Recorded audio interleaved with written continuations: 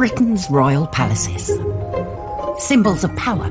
Royal palaces are the bricks and mortar embodiment of what it means to be royal. And prestige. To see it is to believe it. It's a veritable feast for the eyes. Packed to the rafters with incredible secrets.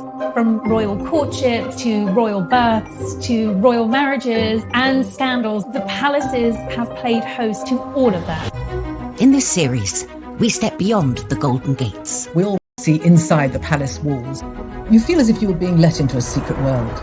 Learn how these stunning buildings were constructed. This is a mad, eclectic vision of one man. Windsor was built to do battle.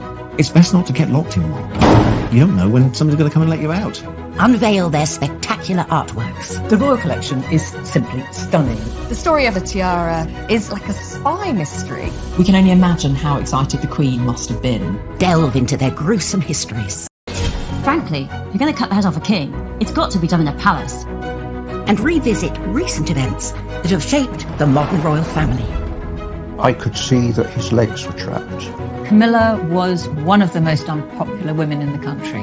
To see those images of the castle in flames, there was an emotional impact for the nation. This is The Secrets of the Royal Palaces.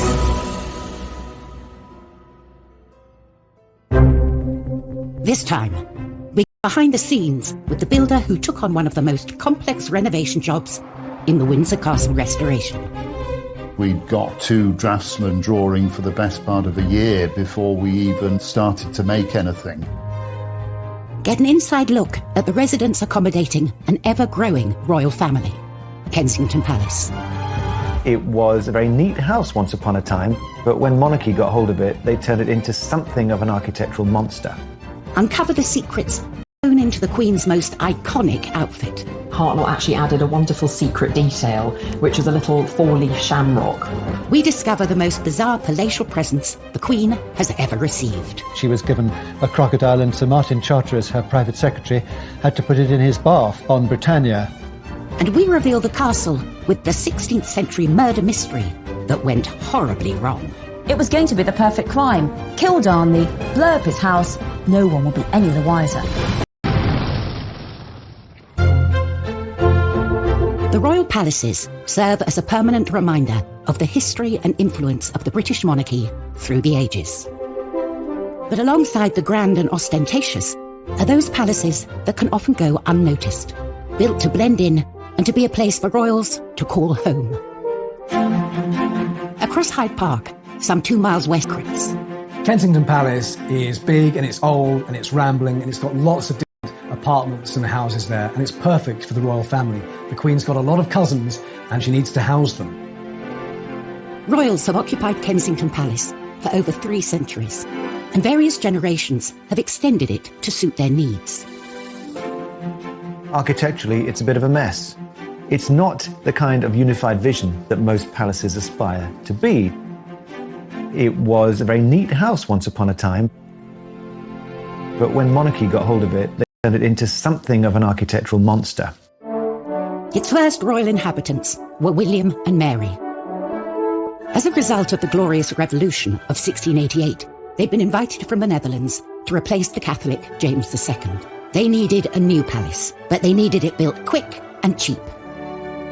As a new king and queen, they didn't want to start building with great ostentation a project that would take years when their essential job was to control the nation and persuade them of the quality of their governance. Get it up, get it done, and let's get on with the business of running the country. They bought Nottingham House, a small villa in what was then the suburb of Kensington, and hired the most celebrated architect of the day, Sir Christopher Wren, to transform it into a palace. But Wren wasn't known for speed. His masterpiece, St. Paul's Cathedral, was only halfway through its 35-year building programme. William and Mary wanted their palace in 6 months.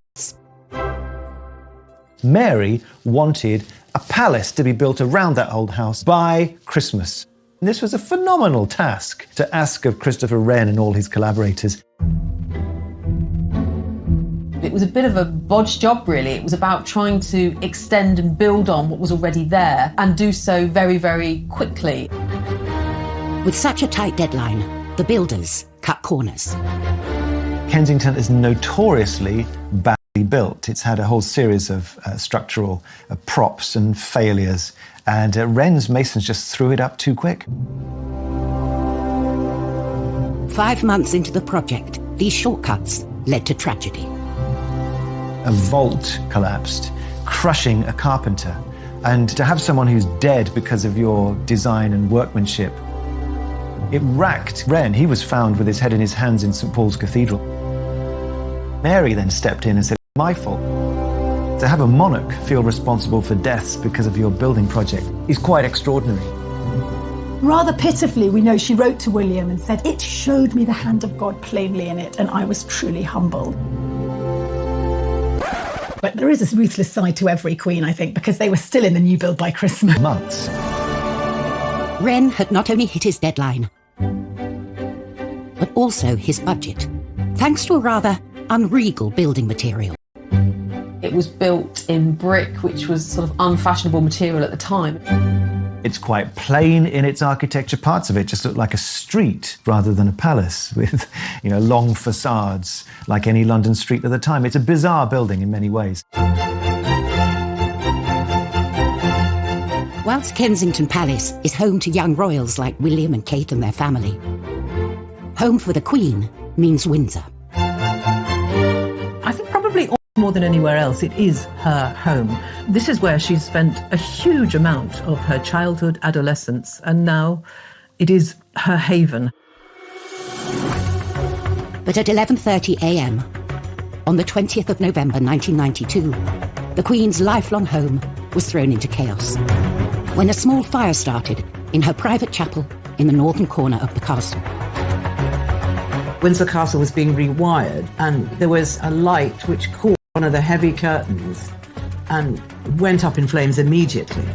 And within minutes, the blaze had taken hold.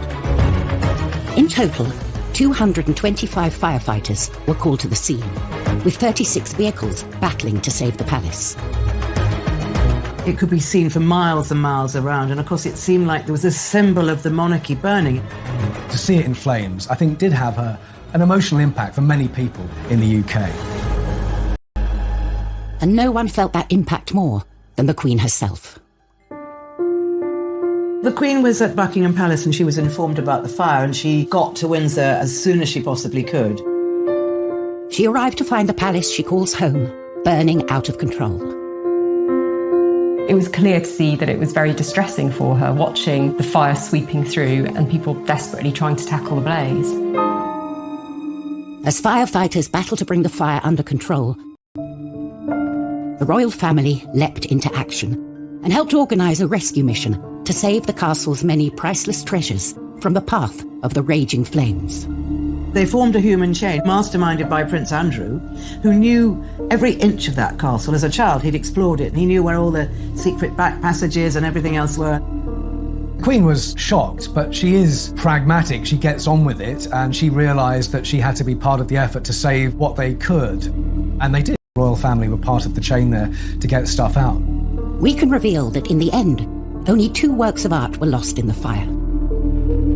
The blaze took 15 hours to bring under control.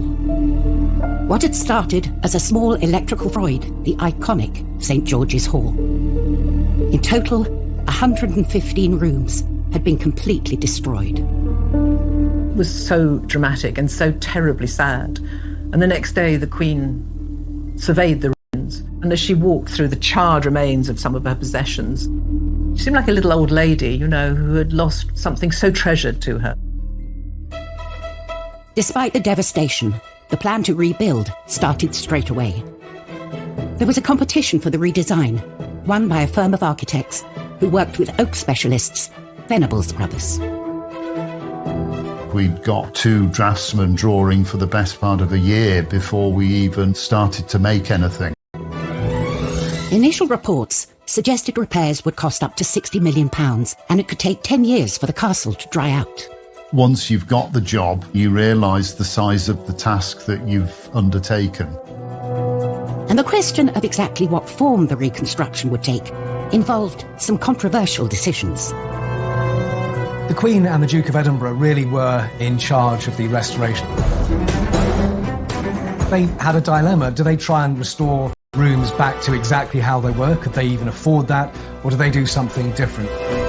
My blood pressure went up and I think I went grey in the process.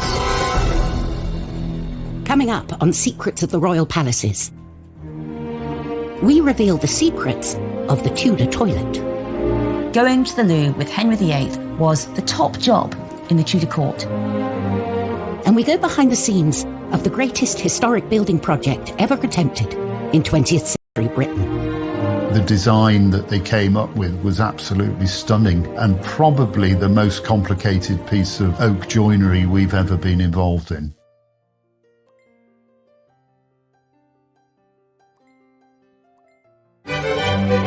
Refurbishing royal palaces is a time-honoured tradition as young royals set up their homes.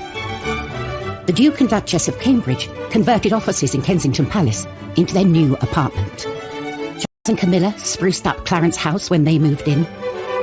And Meghan and Harry reportedly spent £2.4 million overhauling Frogmore Cottage.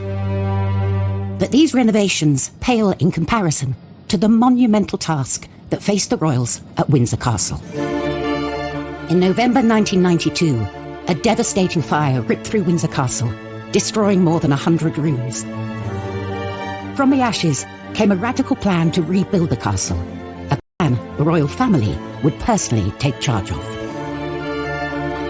There was a restoration committee headed by Prince Philip, who was extremely good at organising. The centre of the devastating fire, the Royal Chapel. It had been completely destroyed, but rather than rebuild it, they came up with a whole new concept, the octagonal lantern lobby.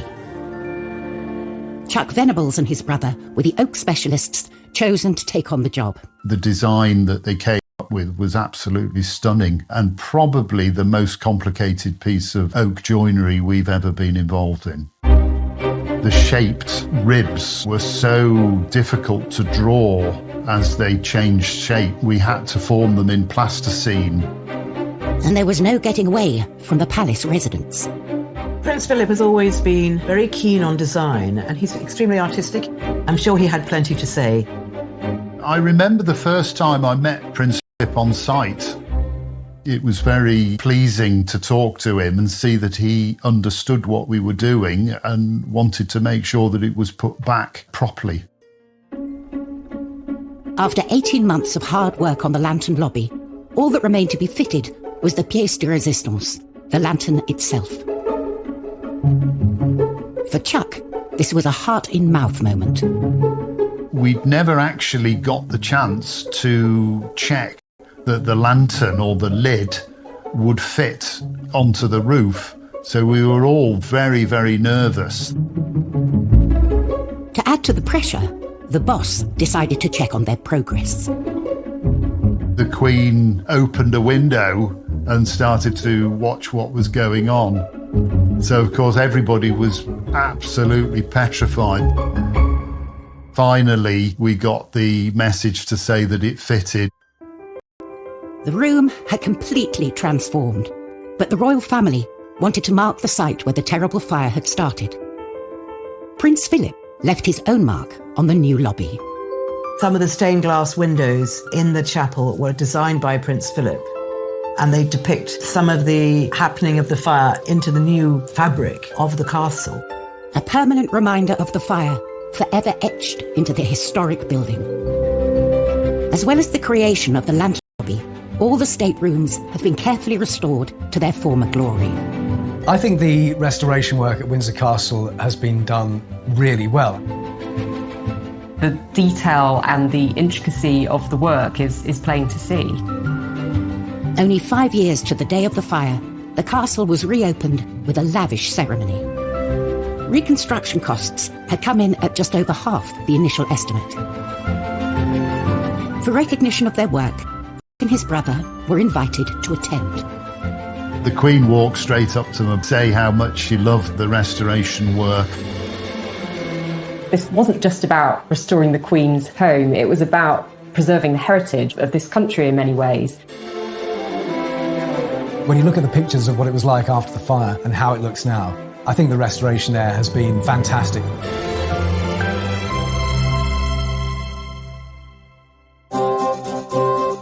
The glitz and showmanship of a palace stateroom to the rather less glamorous, but no less essential, palace toilet. Every castle needs them, but in the past, royal toilets have held some extraordinary secrets. At Buckingham Palace, the Queen and her entourage have access to 78 modern bathrooms. In the time of Henry VIII, what you did in the privy said a lot about you.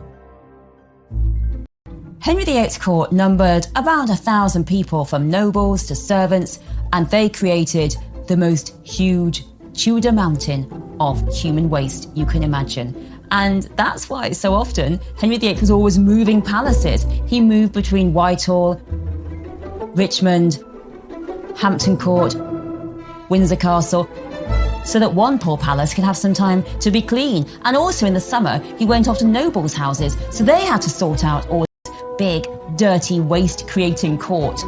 And apparently within a couple of days of the palace being filled by the courtiers, already the walls were black, it was sooty, it was grimy, and there was lots of unwashed bodies. But the worst of all was the human waste.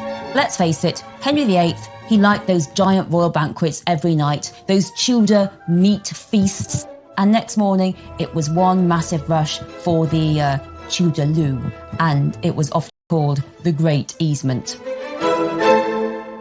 And there was a real hierarchy of the toilet at Henry VIII's court. For the poor people, they had a group toilet. 14 or so people going to the loo together, and it was a bit like sitting together on a tube train, and all the waste fell into the moat, so it wasn't really very hygienic. The worst job of all was the royal gong scourer, or the royal toilet cleaner, all day long cleaning up toilets. The next one was the aristocracy, the nobles. They used private lavatories. At the top was Henry himself, who had a velvet box that travelled with him. And when Henry used his royal box, he was attended by what was known as the groom of the stool to help him onto the loo, and also any ablutions that might be needed while Henry was using the toilet, as Henry got more and more fat and gouty and ill. Every man wanted to be the groom of the stool, because you got to talk to the king one-to-one in his intimate moment, and you could tell him what your family wanted in terms of money. So going to the loo with Henry VIII was the top job in the Tudor court. Lucky, lucky you. Henry VIII's vast appetite for food was matched by his appetite for ostentatious palaces, and he wasn't the only one. King George I was out to impress with his extravagant interior design decisions. Kensington Palace was created by Sir Christopher Wren by extending and redesigning Nottingham House. It was done on a budget and in a hurry. From outside, it looks unremarkable, but within its walls lies another world. Once inside, you must think, so this is what it is. This only reveals itself to those privileged enough to come inside. It is a hidden labyrinth of diverse and, on occasion, wonderful rooms. These extraordinary interiors came about during the reign of King George I. Finding Kensington very agreeable, George decided against a dramatic remodelling. Instead, he opted to create the illusion of grandeur through some clever painting. Controversially, he hired painter William Kent, who'd never worked on a royal palace before. I think the choice of William Kent is interesting. He undercuts the royal painter by several £100s, and he's an outsider. He's a sign painter from Yorkshire. George's gamble on Kent paid off. For the last 300 years, visitors to the palace have been immediately immersed in the colourful world of the Georgian court. Kent, by 1724, had turned Wren's boring old wooden panelled staircase into a trompe-l'oeil, a trick of the eye feat of mural painting, in which you have a great arcade with all of the characters of court in their extraordinary dress. There are over 40 from the court, and one of them is Kent himself. He shows himself with his mistress. The lively scene also includes some of the lowlier members of the court. Mehmet and Mustafa were Turkish prisoners of war who became trusted servants to George I. Mehmet was the only person who was to look after his piles, so that's a particular badge of honour. And you'll also spot Peter the Wild Boy, a child who was found wild foraging in the woods in George I's native Hanover. It's always been a bit of a game. Who were these players on the walls? And you can, of course, go and see them today and try and work it out for yourself. George now had rooms fit for a king, but Kensington, Melusine von der Schulenburg. She was a rather stick-like character and was known as the Maypole. The Maypole had to have new accommodation. So the masons arrived, the brickmakers, and up was thrown a new courtyard for her accommodation. With her self-contained apartment complete, the king would visit the Maypole regular as clockwork between 5 p.m. and 8 p.m. every day. In many ways, I suppose George I might be said to be a king who had his cake and wanted to eat it. So the layout, I guess, reflects this rather self-indulgent character of George. The creation of this courtyard is just another element thrown up in Kensington in a long series of revisions and afterthoughts and immediate needs. It was a labyrinth. Later generations have made good use of George's additions to Kensington Palace. In 1981, Charles and Diana moved into the same building that had been home to the Maypole. After Diana's death, the apartments were converted into office space and staff quarters, and haven't had a royal resident since. Coming up in Secrets of the Royal Palaces, we reveal the strange practices that went on in the Kensington Palace orangery. Queen Anne ended up using it as the place where she performed the age-old practice of touching for the Queen's evil. And we reveal the mysteries behind the Holyrood Palace murder. It gets a bit Cluedo, really, because beside Darnley was a chair, a rope, a knife, and 2 dressing gowns. What was that for?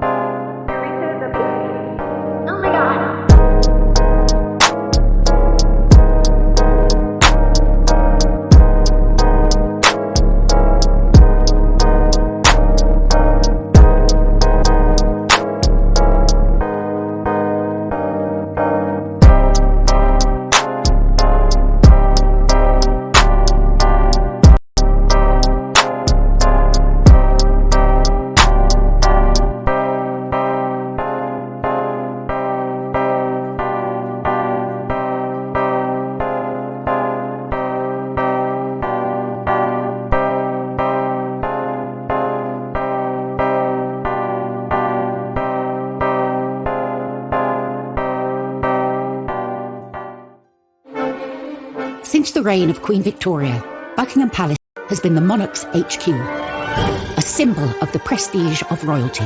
But that celebrated reputation was brought into question when one particular monarch moved in.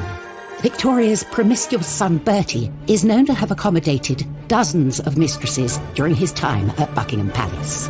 So, Edward VII, he was Mr. Mistress. Let's put it that way. There was mistress after mistress. He was known as Edward the Caresser because there were so many of them. And in Europe, well, that's when Bertie indulged himself with courtesans and the best ladies of the night. There is in Paris a special chair he used. It's the weirdest looking thing you can imagine. You used to look at it thinking, how on earth did he use that?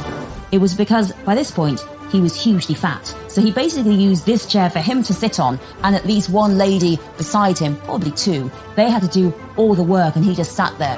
The Playboy Prince of Wales became in 1901 and took up his position at the grand and sophisticated Buckingham Palace. I think a lot of people hoped that when Bertie came to the throne, he'd stop it with all the girls and finally focus on his long-suffering wife, Queen Alexandra. But that wasn't the case. He just carried on with the mistresses, and one he particularly wouldn't let go of was Mrs. Alice Keppel. And what a coincidence, because she is actually the great-grandmother of Camilla, Duchess of Cornwall. Well, certainly Alice Keppel was a very successful mistress to Edward VII. He was always devoted to her, even though there were other ladies around. And the king had a very short reign because he was pretty old and pretty ill when he came to the throne. And when he was finally dying, Alice was brought to his deathbed. I mean, unimaginable. Apparently the Queen allowed this. The deathbed at Buckingham Palace should be so dignified, so solemn. And Alice gets hysterical, shouting, "What's going to become of me? Me!" and gets hustled away because of all the hysteria.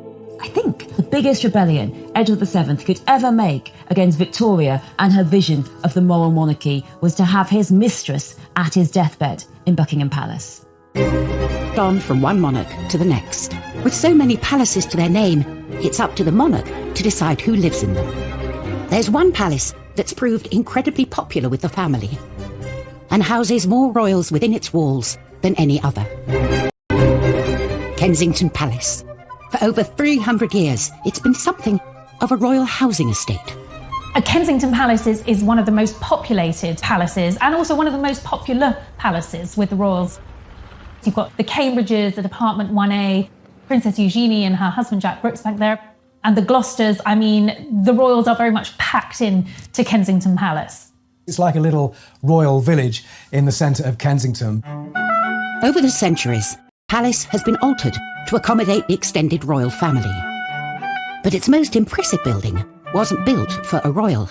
Its purpose was to grow fruit trees in.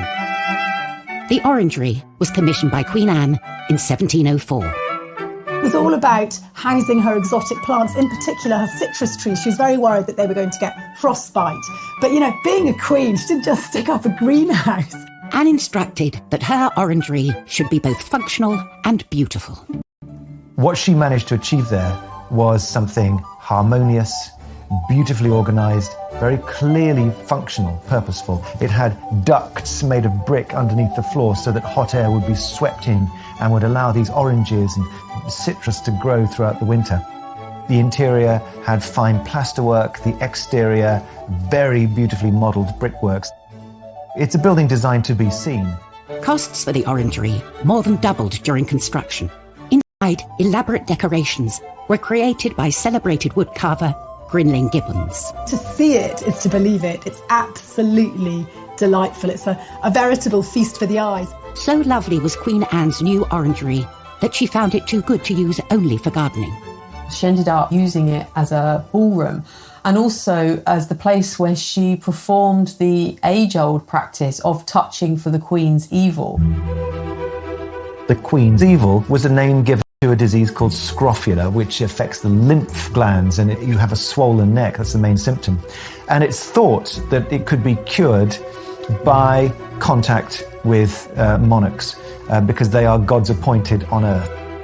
The orangery presented the perfect location for Anne to meet with the sick without inviting them into her home. You can actually go present yourself with your ailment and she would, heal you, make you better simply by being a queen and touching you. The Hanoverian monarchs that followed Anne had little interest in curing the sick. They turned the orangery into a party venue, which it still is to this heiress Nicky Hilton holding her wedding reception there. The Palace Orangery is as fashionable as it ever was. From parties to the young royals choosing to make Kensington their home, it's a palace that will be forever linked with the trendy and chic side of royal life. For other royal palaces, their reputations have been forged out of dark and sinister secrets. Holyrood Palace in Edinburgh is stained by the turbulent reign of Mary Queen of Scots. 1567, the 10th of February, there is the biggest murder mystery in Scottish royal history. Central to this whodunit is Lord Darnley, Mary's deceitful and often estranged second husband. Lord Darnley is recuperating from an illness, possibly this. He's in a house just by the city walls, and late one night there was a massive explosion. This huge explosion that rocked all Edinburgh woke Mary up in Holyrood House, and Darnley's house had been entirely blown up. It was going to be the perfect crime. Kill Darnley, blow up his house, no one will be any the wiser. But Darnley managed to escape. And there's an amazing map drawn by the spies at the time that show you exactly what happened. Darnley managed to get away to the nearby orchard, and there he is found dead with his servant. And now it gets a bit Cluedo, really. Because beside Darnley was a chair, a rope, a knife, and 2 dressing gowns. What was that for? Well, what we think happened is that Darnley heard the baddies coming to kill him, and he used the rope and the chair to get out of the window, to dagger with him, to stab, and the dressing gown because he was just wearing his nightshirt, as was his servant. So, you know, you want to be a bit more dressed when you're fighting off some baddies.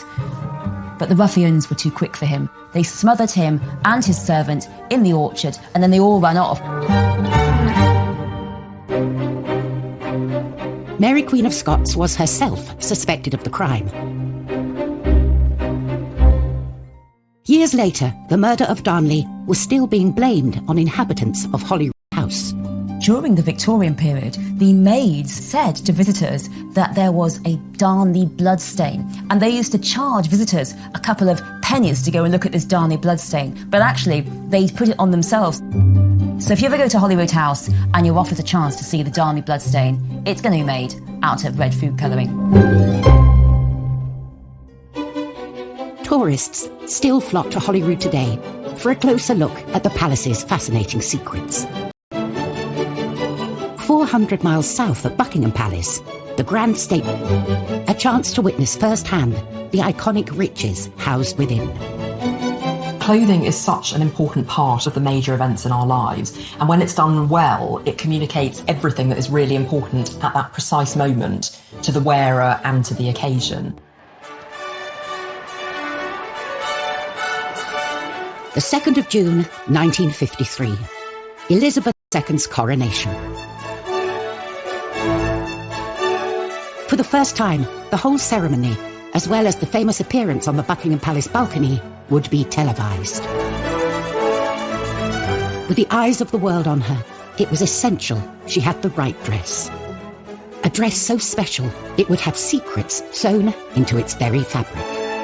The Queen's coronation dress is just stunning. There's no other way to describe it. It was made by the leading British couturist at the time, Norman Hartnell. Elizabeth knew this dress would go down in history, and she proved a very hands-on client. The 4 national emblems of England, Scotland, Ireland and Wales were already going to be included. The Queen came up with a rather wonderful suggestion to also include emblems for each of the dominions over which she was becoming Queen. You can make out the maple leaf of Canada, the wattle of Australia. You can see the lotus flower of India, and then the wheat sheaves of Pakistan. The whole dress becomes a true symbol of the reach of Queen Elizabeth II. Hartnell loved the young Queen's ideas, but they didn't see eye to eye on everything. Originally, Hartnell represented Wales with the emblem of the daffodil, and he was slightly put out when he was asked to replace it with the rather less glamorous but more official Welsh symbol of the leek. Despite the Queen's attention to detail, there was one secret that Hartnell managed to sneak past her. Unknown to the Queen, Hartnell actually added a wonderful secret detail, which was a little 4-leaf shamrock, which he placed on her left skirt, just underneath where her hand would be resting in the ceremony. A secret message from the designer to the Queen on the dress that would be immortalised as part of the coronation ceremony. And the day would be complete when Elizabeth II stepped out onto the famous Buckingham Palace balcony to wave to a mall packed with her subjects. The glitter, the glamour, just the pure historicity of it all must have been magnificent. The dress is now part of the royal collection displayed at Buckingham Palace, a palace so integral to its story. Coming up on Secrets of the Royal Palaces, step inside the top secret dressing rooms of Elizabeth I. These were her secret spaces where the makeup went housed within the palaces. The gift was a massive 6-foot-long grasshopper made by the French surrealist artist François Xavier Lalanne.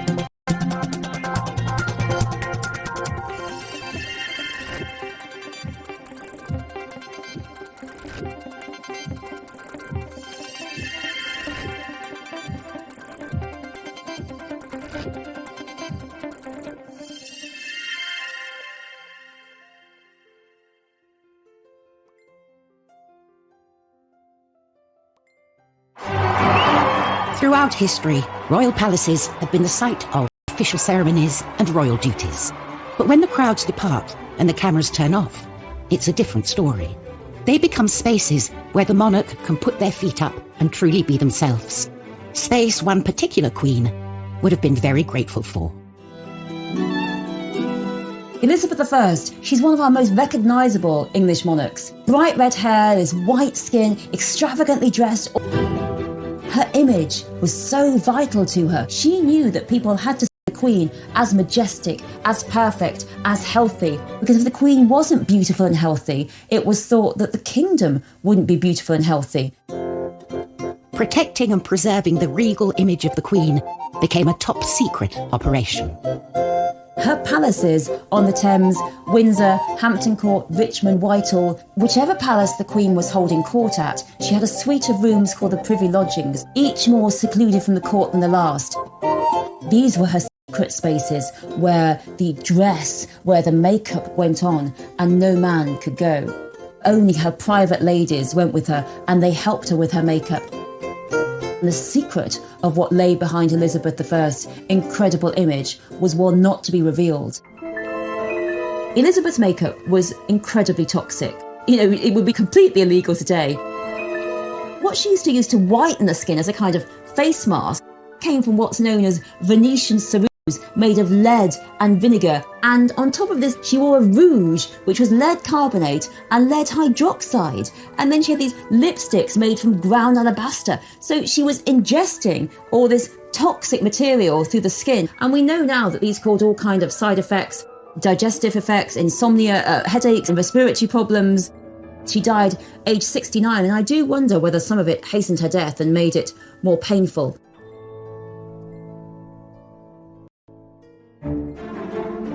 Whilst monarchs through the ages have felt the pressure and politics of keeping up with royal expectations, it's certainly a job that comes with some impressive perks. Gifts are part and parcel of being a royal. Cellars and storerooms at Buckingham Palace and Windsor are full of trinkets and oddities given to the Queen and her family over the years. One of the times when gifts are exchanged are during a state visit. When you think that she's been on the throne over 70 years, and each year there's been at least 2 state visits. You can imagine the amount of things that she's collected. A treasure trove of wonderful and sometimes weird gifts. Over the years, the Queen has received some really bizarre gifts, from 500 tins of pineapple to horse semen, which was probably quite ideal for someone who is interested in breeding horses. She's also been given a whole host of exotic animals. One occasion she was given a crocodile, and Sir Martin Charteris, her private secretary, had to put it in his bath on Britannia. In 1972, the President of Cameroon even sent the Queen an elephant called Jumbo, which was put on a plane and flown over to Britain. One thing you don't want to do is give her something she's already got. One man didn't have to worry about that. The President of France, Georges Pompidou, was spearheading a project to open a new museum of modern art. So naturally, he wanted to give Prince Philip a suitably modern gift. And what says modern more than a gigantic insect? Behold, the grasshopper. Made by the French surrealist artist François-Xavier Lalanne. It's made of brass and iron and porcelain.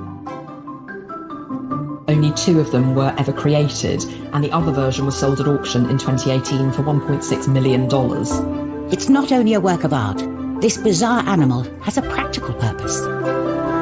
It is indeed a fully functioning air-conditioned bar, and the insect's wings actually open out to become a drinks table. It's an incredibly fun period piece from the 70s, when having your own portable bar would have been the absolute height of cool.